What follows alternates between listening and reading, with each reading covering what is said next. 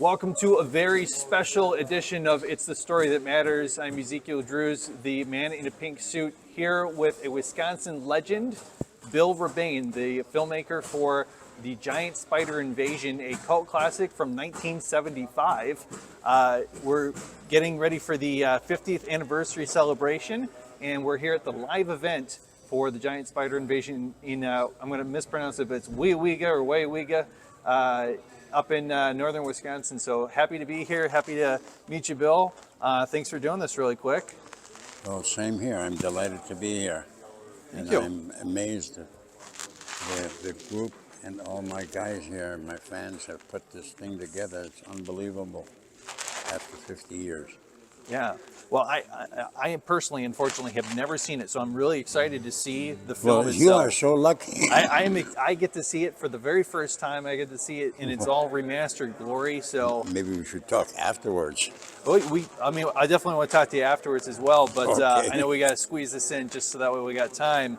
I've got 20 questions. We're going to narrow it down to hopefully 5, just because otherwise I think we're going to run out of time. With the film, so everybody probably has asked you this at some point, but what inspired you to create the Giant Spider Invasion? I was not inspired by it. I think the story has been told before. A commercial film producer in Madison, Richard Huff, who was the original writer and creator, he wanted to make a science fiction movie and asked me to help him create one. And we started creating one. And the first draft was called Silent Night, Holy Night. Okay. And I said that would never work. And we created this idea about a meteor hitting Earth. He wanted to do a science fiction movie. Yeah. So that's how it developed. Okay. But it is he who inspired the beginning of this.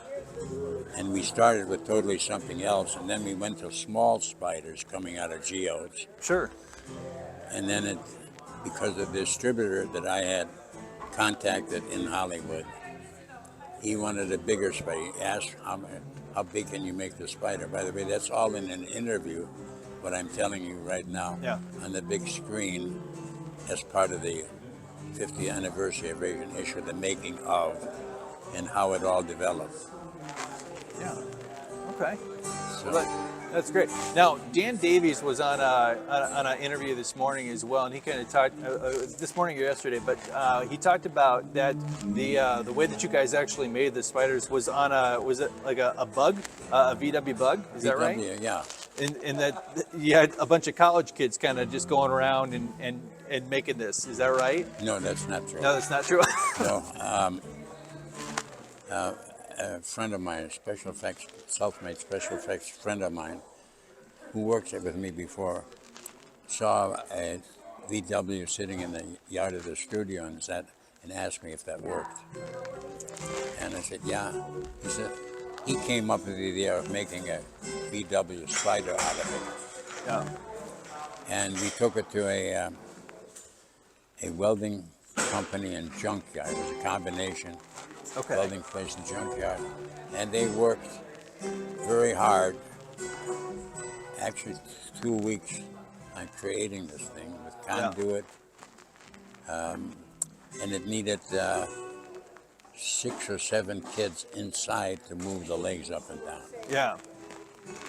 Yeah. Well, I've seen some of the clips without having seen the film. I've seen clips of it, and I think, especially for 1974, 1975, that the special effects look really good, considering where we're at now with filmmaking. So compliments obviously to your crew from back then. That's amazing. Well, we had a special effects expert from Hollywood working on the crew for a while. Yeah. And he suggested hydraulics, but the cost of hydraulics were exorbitant. I mean, it's just impossible to do with the budget we had. Mm-hmm. So we had to use our ingenuity to come up with this idea, this brain fart. Yeah. No, it turned out very, very well. Now, were you already living in Wisconsin when you started to make the film? Yeah, I moved to Wisconsin in the mid '60s, early '60s, Okay. and Giant Spider was the second feature that I did in Wisconsin, Yeah. completely in Wisconsin.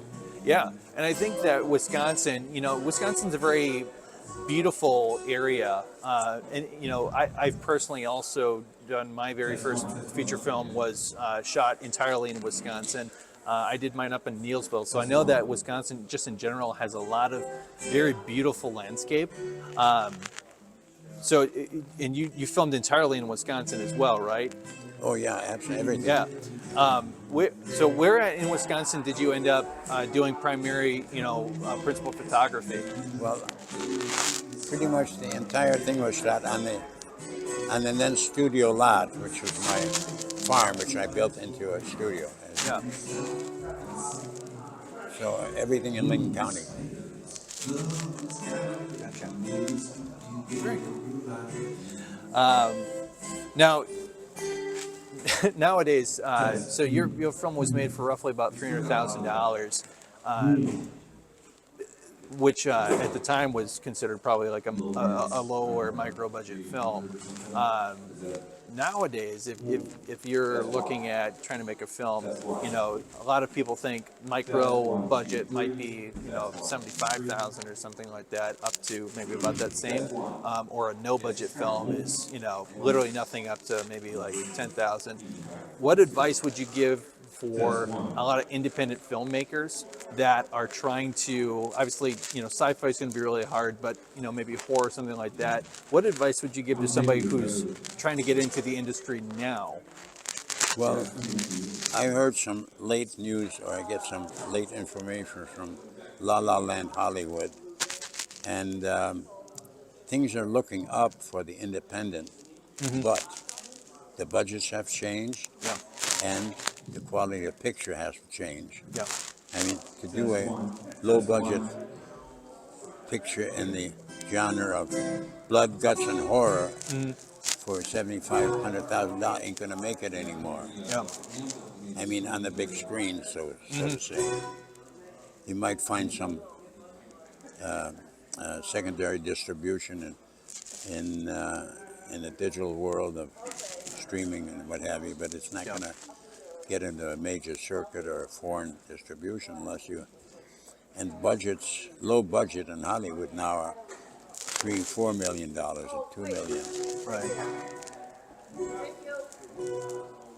I mean, if I make another picture, and I'm planning on doing one and working on one, I wouldn't even attempt to do it as a low budget under 200. Gotcha. Under $2 million. Yeah. So, and the only advice I can say, better have a hell of a good story, character story-driven material, Right. to make it. Yeah. Well, at the end of the day, I think most filmmakers agree that the story that's being told is really going to be what's most important. Because if you have, for example, there's a lot of big Hollywood blockbuster stuff that just doesn't have a heart or a soul, and they kind of cram it down people's throats now. But something that's lower budget, but it's got a great story. I think of maybe like Slumdog Millionaire that came out, what was that, 15 years ago, and that took everybody by storm, and it was a low budget film. For a lot of us that are writers and directors that are trying to make that, again, just what other advice would you give to somebody who's just trying to get their teeth in the industry cut? Well, the big advantage today is, of course, the digital world. Yeah. And you don't need a heck of a lot of people. You can make a picture with an iPhone, as you well know. Yeah. So, but that's not enough. It's what's behind the camera and the direction, the writer, and including thinking of the marketplace. You gotta look at the marketplace and what the marketplace wants or desires. Yeah. And my strength was always, for many years, in foreign distribution. If it didn't big hit in theater screens here, there was a tremendous foreign market because it had a good story and it did have good character development and the storyline. You know. Perfect. Well, we're about to start with the event here, the cocktail hour. So, with that, any parting thoughts for any filmmakers out there? Be very creative and think about everything because I study the industry and how it works. And that's half the battle. Knowing what's out there and that's acceptable and be marketed. Look, the name of the game in this business is making money. You can make an art film because you're an artist and you want to show your artistry to somebody that may not make it. Yeah. In the old days, exploitation was the big thing. Yeah. If you could give them something to exploitable picture, more blood, guts, more horror, more science fiction angles, Yeah. you could sell it. Well, in order to do that, you have to you have the advantage of the digital world in special effects, but you still have to have more than just mayhem and effects. In other words, we're always back to story-driven, character-driven material. Perfect. Well, I think those are definitely, as filmmakers, I think those are excellent words for us to live by. So, thank you so much. It was a pleasure getting to interview. Pleasure talking to you. Thank you. And I look forward to watching the film. Giant Spider Invasion. Watch it.